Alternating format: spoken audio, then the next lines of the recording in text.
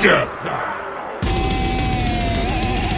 All right, today we are cooking one of my favorite and most special things to cook, a whole pig's head. It is surprisingly hard to get a pig's head in Colorado. I called so many farms and so many places, nobody had a pig head. I had to order this from Pennsylvania, and they gave me the fucking worst pig head I've ever seen. They cut off all the skin around the cheeks. The cheeks are the best part. They cut the skin around the eyes, punched it in the face right here. Like, who did this to this poor animal? This is the worst pig head I've ever seen. We're gonna cook it anyways because it took a long time to get this guy and I don't have time to get another one. We still got some good stuff though. We still got some good skin. We're gonna roast these ears. We still got the cheek meat at least, thank God. We got the snout. We'll be able to eat it. Pig heads are amazing to eat. They've got so much flavor to them. They got so much fat. They're so rich. I'm telling you, if the cheek was here, the skin on that, when you crisp it up the right way and cook it and slice it off, I call it better bacon. It is just the most delicious, juiciest, crispiest, porkiest thing you could eat. We're not going to get to eat one or two. Look at this guy. They took all this shit off. That's not a pig head. That's most of a pig head. If they hadn't given me the ears, I would have been fucking pissed. So cooking a pig face, there's a couple ways you could do it. And head cheese is basically, you just throw this in a big stock pot, bunch of seasonings, herbs, whatever you want. Boil it till it's all just fat has been rendered, all that stuff. All the meat, chop it up, form it like a loaf of bread, slice it, head cheese, bang. We're not going to do that. We're going to roast this one. And all the restaurants that I worked at where we did pig, we used to eat a lot of pig face. We get the pigs, we roast the face is for us. I lived in Puerto Rico for 4 years and I worked in a town called Wavate. One street going up a hill, along the road on each side, there's these shops called lechoneras. And they just roast pig. They take whole pigs and they make everything. Morcilla, which is blood sausage. They use it for the rice and beans. It's amazing what they can do. And there's kind of a specific way they do it. And I've kind of added a little flair to it a couple over the years. And it's beautiful and when it's well done. So we're going to try and turn this piece of shit fucking pig face into a delicacy.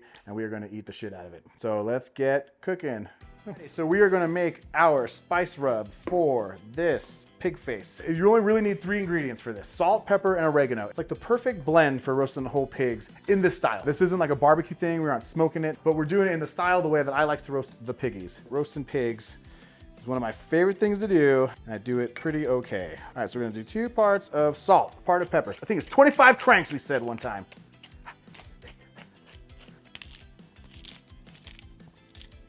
All right, and then we'll do a part of oregano. A whole heap of oregano. Bang. Now, you don't want to score the skin. I don't like scoring the skin on pigs. What you want to do is you kind of want to separate the skin and kind of season inside the skin. However, someone took all the skin off there, so we're not going to get to do it there. Try and do it back here a little bit. Try and separate the skin from the meat. There you go. And then we're going to make a little flavor pocket on this guy's forehead. All right, we're gonna shove all the seasonings down in the hole. It's gonna be good. So we got most of the skin separated. There's the meats right there. There's a little bit of fat. It's gonna render out, and then we're gonna kind of do the same thing on the side. We got some decent cheek fat there. That might be good right there. And that's how I do it when I use the whole pig too. I don't score the skin. I come up from the bottom of the ribs and I separate everything, make all these meat pockets, make it on the legs. And so you get to keep the whole skin intact while you cook it. All right. And then that was pretty much it. Like I said, the cheeks are really the main thing that you really want to do this on. We don't got no cheeks. We'll do it under here because the chin has got some good meat right there. So again, we will separate the fat from the skin. Skinning an animal a little bit, but we're just with the fat. So look at that. Look at that little meat pocket. Look at that little pocket of meat. I'm so mad about the goddamn cheeks, dude. Anyway, so that's about it. We got a really easy kind of way to do it. Yeah, we're gonna have a lot of good stuff in there. That's the back. We're gonna get a lot of this meat from there. All right. We're gonna put this on here and start seasoning. Sometimes it's kind of calls for it helps if you coat the meat in a little bit of oil, get the seasoning to stick, whatever.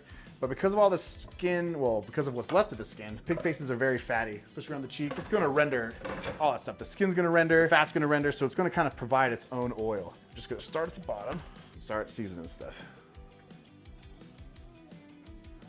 That's really good. Yeah, get it all nice and in there. Get those meat pockets that we made. We wanna get seasoned in there. It's fucking delicious, dude. All right, we're gonna pull this back up, see that in there, and we'll turn it around, get this meat pocket. Get this meat pocket pretty good. You really wanna just stuff it. I mean, just in there. I don't think you need to do it that much. I really like cooking pigs. We got all of our meat pockets full of stuff. Then we get the snout, get some seasoning in there. We're gonna eat that tongue. Delicious, amazing, delicious, nutritious, good for you. I don't know if it's good for you. I don't really know. I don't really care. All right, we got the oven set to 375. We're gonna put this fucker in the oven for about 40 minutes. The pig head's been cooking for probably about 45 minutes. The ears are starting to crisp up. The ears cook first. So what we're gonna do now is we're gonna start basting it in coconut water. Coconut water has all this natural sugar in it. And when you baste it, it kind of just helps the skin crisp up a little bit. It gives it a really nice color. And it also adds a little bit of sweet. And since the pork is gonna be so savory and salty and fatty, that little teeny little touch of sweet kind of helps it. This is really for crisping up the skin. You just baste the skin with it. I like to use cilantro instead of a little baster because it looks cool. So we're gonna do that now. The ears are probably pretty crispy by now. Oh yeah. Yeah, look at that. Here is still, it looks good. It's not crunchy yet. It's soft. It's not, you're not having a nice little crunch to it. So then we're gonna do, take this stuff and just baste it all on there. We want all the ears, the head, the little nose, the snout, the cheeks with no fucking skin on them. So we're gonna do that probably every half hour or so. See how it's starting to turn red almost right here on the ears? That's what the color you're looking for. It's not like a brown, it's right all the way through. We're gonna put that ear down. All right, put that back up and we're gonna check back in like half an hour or so. All right, so it's been about another half an hour. We're really starting to cook with this stuff. Look at these ears. Ears are starting to get crispy. We want that kind of all the way around. Not quite there yet, but we're getting close. So now it's gonna go next, and then the fucking cheek meat. So baste this again. Oh, yeah. So yeah, again, the basting in coconut water, that's not something I learned in Puerto Rico. I'm pretty sure the Philippines, that's how they do that. But it really adds a nice texture to it. All right, now we're getting there. Do the old taste test. Ears are getting good. All right, so we are starting to get pretty darn close. You're gonna start to see the reddening up here. Oh yeah, listen to that.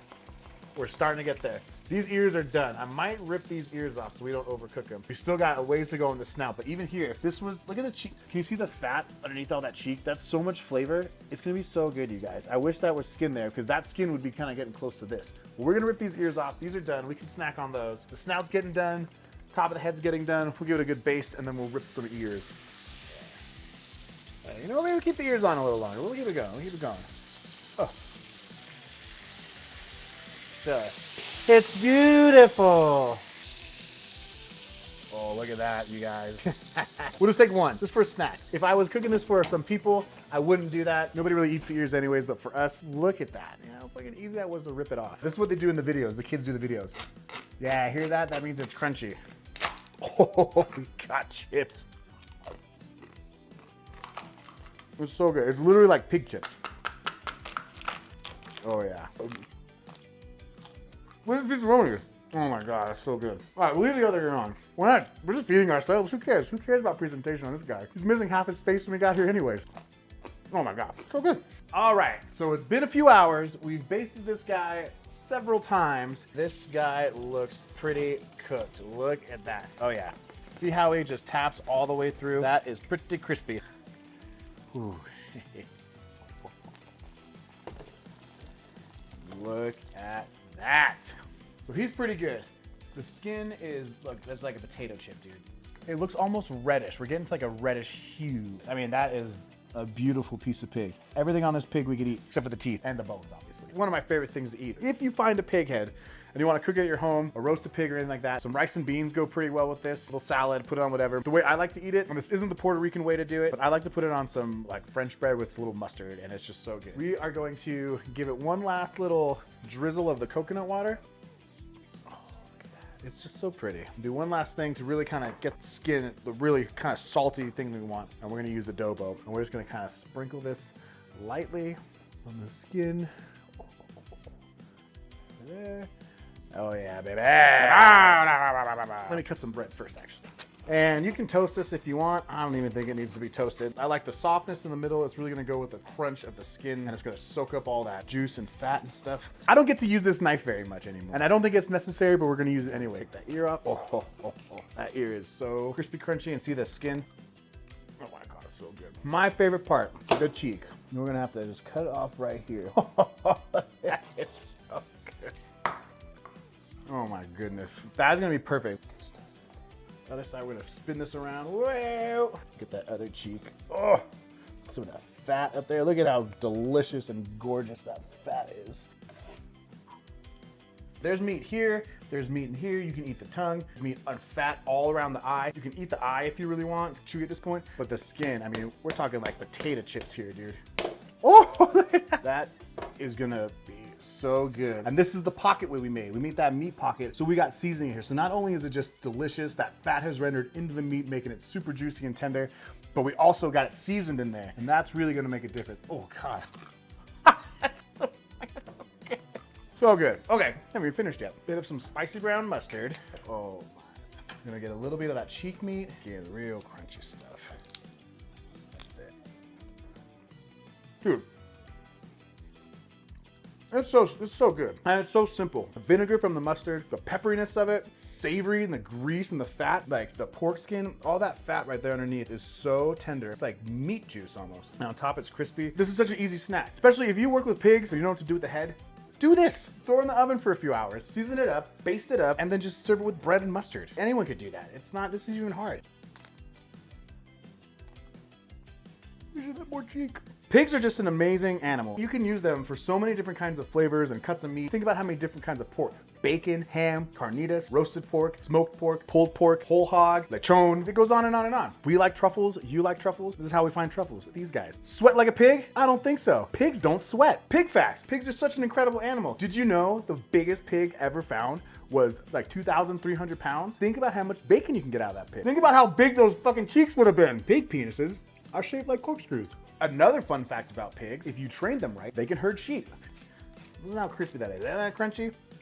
Look at that. I haven't had a pig head in a couple years. Once you retire from restaurants, you don't have access to like all the good stuff like I used to, man. Like I said, it was really hard to find a pig head. You just don't see pig heads lying around everywhere. We did it again, guys. Another episode of Cooking Meat in the books. We got a pretty fucked up pig face, but we did it anyways. We still found a way to make it beautiful. Thanks for stopping by. Thanks for checking in. We'll see you next time. And remember, kids, it's not cultural appropriation if it's racist. Stay hard, donkey dicks.